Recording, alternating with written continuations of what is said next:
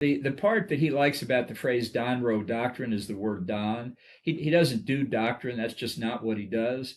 I think it's, people often say that at the end of an American presidency, presidents tend to focus on foreign policy because they don't have Congress interfering with them. They can get a lot done on their own. Well, Trump is doing that right now with 3 years left in his administration. And I think it's part of his effort to build what he thinks is a legacy for Donald Trump, and to get it done before they get control of Congress, if that happens in the November election.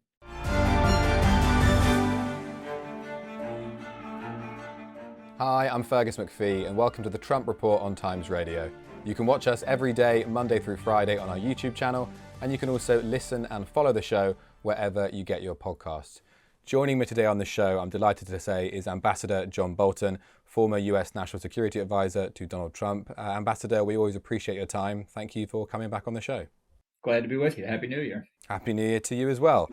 You mentioned it's a new year there. I feel like I'm starting every episode of the show in the same vein so far at the start of this year.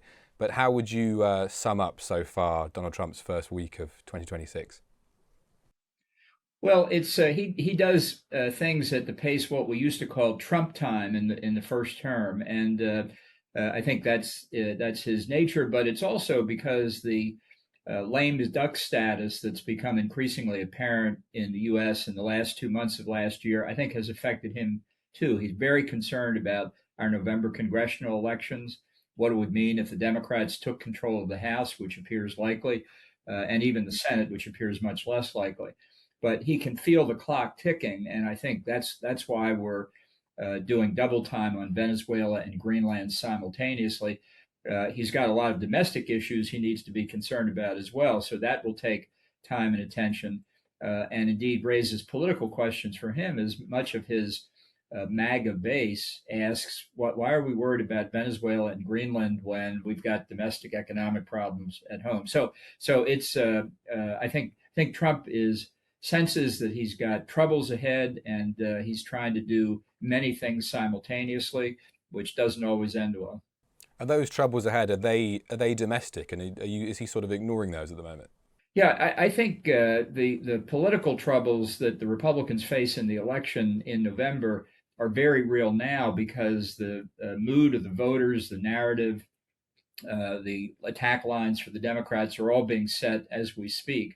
So that even though November seems a long way away, it's 10 months until the election. That's not a long time in political circles. We've got so much to sort of cover and discuss today, but I just want to start with asking, where do you stand on Greenland? Because am I right in saying that you discussed the sort of possibility with President Trump back in 2019 when he was first sort of publicly floating the idea? Right. I think he actually raised it with me first at the end of 2018, and I had the National Security Council staff do a lot of research on the question, so I'm now an expert on Greenland. I think one thing to keep in mind is that Donald Trump didn't discover Greenland. This interest by the U.S. goes back a long, long way. In fact, back to 1868. I won't go through the full history, but in that year, William Seward, Secretary of State, the same secretary who bought Alaska from Russia, tried to buy Greenland from Denmark, and they wouldn't sell, or maybe the Senate wouldn't ratify the treaty. The history is unclear. But certainly in World War II, it was critical for the U.S. and everybody opposing Nazi Germany to make sure that Greenland was secure and the North Atlantic convoy routes were protected, which is why America had 16 military bases in Greenland by the end of the war. And what all that suggests is there's a way to resolve this that doesn't involve a clash over sovereignty. I personally would be delighted if the inhabitants of Greenland voted to become an American Commonwealth. I think ultimately that might be their best security. But if they don't want that, there are plenty of other ways, including under a now very famous treaty, but it was little known when my folks uncovered it, the 1951 bilateral U.S.-Denmark treaty in defense of Greenland. It gives enormous scope for doing exactly what Trump says correctly are ways to deal with the national security interest for the United States, for Canada, for Denmark, for the entire NATO alliance. That's the way to do it, but do it in quiet negotiations, not in a football stadium with the Klieg lights on. Quiet negotiations, that isn't how Donald Trump does business. So has that ship sailed then? Well, you're not going to stop him from talking, unfortunately, but I do think there are plenty of ways to answer this question. He's taking something that's really actually easy and making it hard, and he's doing it in part for domestic political reasons. He thinks this fires up the MAGA base. I will say, in recent days, there is more Republican opposition, more vocal Republican opposition in Congress to what really is insane. The notion we might use military force against a treaty ally, it would break the NATO alliance forever. I think that's clear. So now Republicans are beginning to speak out a little bit more, and it continues this trend that began at the end of last year. I do think both the MAGA base is fragmenting, and Trump's support among what I'll call regular Republicans is now going down very precipitously. Mm. When you were sort of having those conversations that you mentioned about with the president in 2018 and sort of 2019, was the idea of invasion ever discussed? Zero, zero. We had I actually had a meeting with the Danish Prime Minister, very quietly scheduled. Same Prime Minister as there is today, by the way. When just to open the conversation, when the story broke in one of the major American newspapers, and the Danish Prime Minister was asked, "Is Greenland for sale?" And she said, "No, that's absurd." Which has always been their position in recent years. Trump was then asked what he thought about that by a reporter. We went downhill from there. He said, "She's a nasty woman," and that was the end of that. I think this could have been resolved 6 years ago, and it just reinforces my view that if we could keep it from being a subject of major news coverage, we'd be a lot more likely to enjoy success very quickly. One of the options on the table, the potential options, is of course buying Greenland. And Caroline Levitt last night said the US was actively considering that option. Would there also, you mentioned about the MAGA base sort of fracturing there, presumably there'd be fierce opposition in Congress and from the public to that? Well, it would be a treaty that would need to be ratified by the Senate, and I'll guarantee you that the 47 Democrats are all going to vote no. So there's no treaty option that's going to get you the sale of Greenland. And in fact, in the world we're living in today, obviously, it takes a referendum of the less than 60,000 inhabitants of Greenland. This would not be a long time to set up such a referendum. What do they want? It's obviously a delicate subject between the Greenlanders and Denmark. And we're not making it any easier for anybody involved in that with this kind of conversation. It's the idea of compensating Denmark in some way when Greenland splits off is something worth talking about. And people shouldn't get too insulted about all this talk about buying and selling. Trump's a real estate dealer. That's all he does. That's what he does. He buys and sells real estate. He's not demeaning the people of Greenland. He just doesn't think of the people of Greenland. And the most recent piece of history is Harry Truman offered Denmark $100 million for Greenland in 1947, and they turned it down then. Maybe he should have asked $250 million, but that's what led to the 1951 treaty, and that's given us a path that's worked very successfully ever since then. It is legitimate for everybody to be worried, everybody in NATO to be worried about Russian and Chinese activities in the Arctic, the whole Arctic, including Greenland. And frankly, if there's a silver lining in this cloud, it's that everybody in NATO understands that the Arctic is NATO's new soft underbelly. It's not the Mediterranean anymore; it's the Arctic. And you mentioned NATO there, a purchase of Greenland, or if they were to come to sort of some sort of deal, would that then protect the NATO alliance in a way that an invasion wouldn't? Well, I think, I mean, my concern, I don't know if anybody else is thinking about it, I'm sure they are, but let's say Greenland decided to vote to become independent. I would hope that either under the existing treaty or simultaneously with becoming independent, a new treaty were created to bring Greenland in as a member of the NATO alliance. We can't afford to allow that territory to be open to Chinese and Russian intervention. There are things called compacts of free association the U.S. has with some of the Pacific Islands that used to be trust territories, a mandate by the League of Nations after World War I, trust territories that the U.S. supervised after World War II. New Zealand has a compact of free association with the Cook Islands that grant total discretion in local government. They are independent countries, but provides effectively for supervision of their foreign and defense policy by the U.S. respectively and New Zealand. That's another possibility. Creative minds are going to find a solution here if we could stop talking about the use of force and sort of an auction bidding on who's going to pay what for Greenland. Those are two routes that aren't going anywhere. Obviously, we know earlier this week European leaders sort of set their stall out in almost kind of a hands-off Greenland message together. They, to me, seems kind of slightly, I don't know, powerless at the moment. I'm not sure what your view is on that. You said earlier on Times Radio this week that Trump doesn't care if NATO breaks up. Do you think he actively wants NATO to break up? He has at times. I described one scene in my book at the NATO summit in 2018, and I've been saying routinely the past year, don't think just because he and Vladimir Zelensky shake hands and smile at each other and talk about what we're going to do in the settlement agreement that's being discussed, that now he's happy with NATO. I think he's never understood it, doesn't like it that much, and there's some in the administration who would say a military invasion of Iceland is a twofer, as we say, a 2-for-1. You get Greenland, you take militarily, and you break up NATO at the same time. We just don't need to press him on these points. And honestly, with all due respect to the European Union and its involvement in this, it's not going to do anything to defend Greenland. That's for sure. I guess by that logic, if the US decides to sort of do other things, is there anything Europe can do to stand up to the US? Basically, no. And that's why I would like to see this resolved in a NATO context. Stop talking. I mean, I'm not saying this to you, but say it to the Europeans. Stop talking about the European Union, for God's sakes. You're all NATO members, or at least the ones that matter in this case. Some European NATO members are not part of the EU, like Norway. This is something about security. That's NATO's function. Let's try and do it in that context.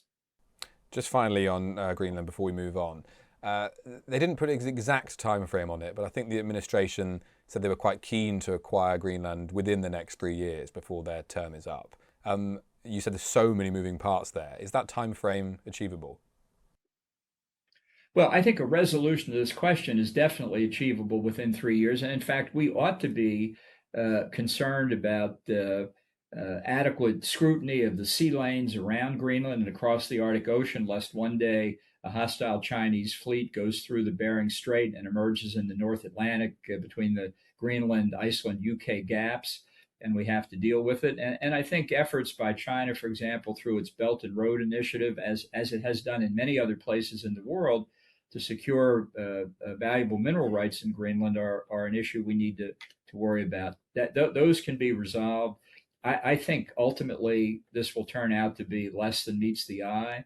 But right now, Trump is savoring it, as he always does when he's the center of attention. And for him, what's more important in the entire world than him being the center of attention? So if we could cool everything down, I think there's a way ahead here. Ambassador, I just want to ask, all of this, with your experience in sort of national security, all of this kind of hubris and rhetoric we've seen from the administration at the moment, that they're going to sort of continue to act with force on a number of issues. What do you make of that? Is there any danger that at some point someone's going to call your bluff? Well, I think the danger at some point is that China, in particular, calls Trump's bluff, and this has particular importance for Taiwan, which very much fears in the next several months as Trump prepares for his April visit to Beijing. And there are extensive trade issues that the parties are trying to get together. I think what Trump really wants from this April visit is something he pursued in the first term, which he called all the time the biggest trade deal in history between China and the U.S. And I think Taiwan worries that it's going to be collateral damage in Trump's pursuit of getting the biggest trade deal in history. I think Xi Jinping reads the past year as telling him he knows how to deal with Trump. He faced him down on the tariff issue. He pulled back on export of rare earths. Trump paraded out a bunch of tariffs and then collapsed because of the power of the rare earths issue. Now, of course, there are rare earths in Greenland. There are also a lot of rare earths in the United States. If we hadn't hobbled our own domestic mining potential with excessive environmental regulations, we would be a lot more calm in how we're planning this. But But I think that Trump's propensity to talk is something that could endanger him. As a very astute friend of mine once said, Trump has no filter between his brain and his mouth. And in a crisis situation, that can get you in trouble. Let's move on slightly to the situation in Venezuela, because I know you spoke out earlier in the week about the decision not just to topple Maduro and not to take out the whole regime. But Donald Trump said last night in an interview with the New York Times that the US could be involved for years. And when asked how long it would remain the nation's political overlord, not mine, that's the words of the New York Times, like whether the regime is gone or not, from that it doesn't sound like the regime will be in control, the US will be. Yeah, well, two aspects of that. One is the U.S. domestic political impact. The other is the impact on Venezuela and elsewhere. And here's another example of what I mentioned. The MAGA base is going to find itself very surprised that the president said, let's end the endless wars, let's get out of all these countries, is now proposing to run Venezuela, take its oil, sell it in international markets, allocate the proceeds to the U.S. or Venezuela, as the case may be, and to do all this through a murderous dictatorship, which is effectively still the Maduro regime, except not with Maduro. And I think as these plans, I use the word plan advisory, but as they become somewhat more concrete, it will become apparent that in Trump's mind, he's not getting out before the end of his term. Ironically, though, the oil benefits that he wants are not going to come during his term anyway. The Venezuelan oil infrastructure is so dilapidated, in such disrepair. Every serious estimate I've seen means it would take years and years and billions of dollars to fix. What Trump is focused on is what we call price at the pump of gasoline in this country. He's trying to beat inflation. Price at the pump is actually down, but that's what he's obsessing about. How he's going to get American oil companies to commit capital expenditures in the billions of dollars when the current price of oil is between $55 and $60 a barrel. It's going to be interesting. He meets with the oil company executives on Friday. That's going to produce a reaction too. So explain, Mr. President, why you want Venezuela to produce oil as opposed to Texas producing oil. You favor the giving the economic benefit to Venezuela, or wouldn't you like Texas-based oil companies to do better? I don't know what his answer is to that. Now, internationally, what he's done is not regime change, but quite possibly regime consolidation. He's kicked Maria Corina Machado, the Democratic leader, to the side. He's dealing with Delcy Rodriguez, who's as bloodthirsty as all the rest of the top leaders in the Maduro regime. And what they're doing right now in Venezuela is enhanced repression of dissent. I mean, they are solidifying their position. Now, we've got a lot of cards. We've got coercive power. That's true. But why can't we do all the things we want to do with the Democratic opposition that won the election that Maduro stole in 2024? Why are we leaving this new regime in place? I think it's a very serious mistake because everything that regime does will be attributable to the United States, precisely because, as Trump has said, we had the power to throw them out and didn't. And that is a poison chalice. And we've been given no indication yet on what interim actually means in terms of a time frame. No, he talks about a transition. Well, a transition to what? If it's going to take years, that's a pretty long transition. The argument the administration seems to be making is that the opposition can't really control the levers of power, that only the Maduro regime can ensure stability, and you need stability to get investment, and you need the foreign investment to help recuperate the oil industry. But again, foreign companies are not going to think that stability really comes from the Maduro regime. They would want a government, presumably a freely elected government that actually believes in the rule of law, that sort of thing. And they know they're not going to get that from the Maduro people. So I think Trump's put himself in a box with no exit, and unfortunately, he may not feel the effect of it before he leaves in 3 years. But the Venezuelan people are feeling the effect of it right now. And we may see the repercussions as well. So is there a grand plan? No. He's making this up as he goes along. I would love to see the documentation on when the Energy Department first thought of getting hold of this oil and running the country and where all that started. It was clear over the weekend when Trump talked about running the country, and Rubio was trying to walk it back, saying, well, it's setting policy, and the Venezuelans are actually going to be in control. I don't think anybody really knows. They've given several briefings to members of Congress behind closed doors. Uh, Nobody seems to think that they've actually laid out a plan.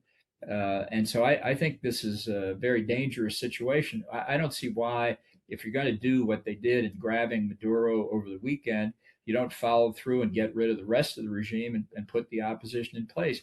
They won't do everything perfectly at first, but they at least have the virtue of the respect of the Venezuelan people who voted to elect them to the presidency. So this huge flurry of kind of foreign policy moves we've seen over the last few days, even with the oil tankers yesterday, do you not put any weight onto the idea that this is sort of part of the so-called Don Roe doctrine? No, the part that he likes about the phrase Don Roe doctrine is the word Don. He doesn't do doctrine. That's just not what he does.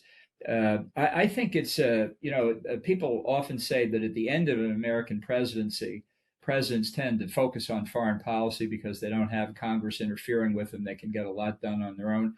Well, Trump is doing that right now with 3 years left in his administration. And I think it's part of his effort to build what he thinks is a legacy for Donald Trump, and to get it done before they get control of Congress, if that happens in the November election. Are you saying that he is coming towards the end of his presidency? Yeah, there's no doubt about it. I don't think even he believes at this point there's a third term. The Constitution could not be clearer. They had in mind the example of Grover Cleveland, who was the only other president who served 2 terms separated when they wrote the 22nd Amendment. It's not going to happen. And I think as he internalizes that, he wonders what he's going to do when he's not president anymore, and he's trying to do it all as quickly as he can. Just briefly, Ambassador, while we've got you, I wanted to talk about Iran a little bit. You have so much expertise in this area. Are we seeing the beginnings of the end of the regime? I certainly hope so. I mean, I must say these protests continue. They're growing. They're across the country. They reflect a deep economic discontent and that's all over the country because of 45 plus years of economic mismanagement, not just external sanctions. When you add to it the discontent of the youth, 2/3 of the population, roughly under 30. The women's revolution of 2 years ago, after the murder of Mahsa Amini, the ethnic dissatisfaction with Kurds and Arabs and other minority ethnic groups. I think the regime is in deep trouble. I think it's extremely unpopular. I think what we should be doing is helping the opposition fragment the regime at the top. And I think they're watching what's happening in various parts of the world now. And I think the regime itself is very worried, and I hope they are worried. And for the good of the Iranian people and the security of the Middle East and the world as a whole, I'd love to see the Ayatollahs overthrown as soon as possible. Is there any danger at all that the Ayatollah is overthrown, but not the regime, like you've seen in Venezuela? Well, look, fundamentally, right now, the Revolutionary Guards control the country. They control huge amounts of business interests, maybe as much as 40 or 50% of GDP. They control the nuclear and ballistic missile programs. The Ayatollah is a distant figurehead, but he gives them legitimacy. It could be but that's why you need to find ways to fragment the Revolutionary Guard. They know the situation in the country, and I think many of the rank and file would stand with the people if they had leaders who were willing to go over to the other side. The country is in deep trouble for a lot of reasons. It's losing its water supply, among other things. They're actually talking about moving the capital out of Tehran because there's inadequate water for the civilian population. So there's real trouble there, and those are the circumstances in which this repressive regime really could go under.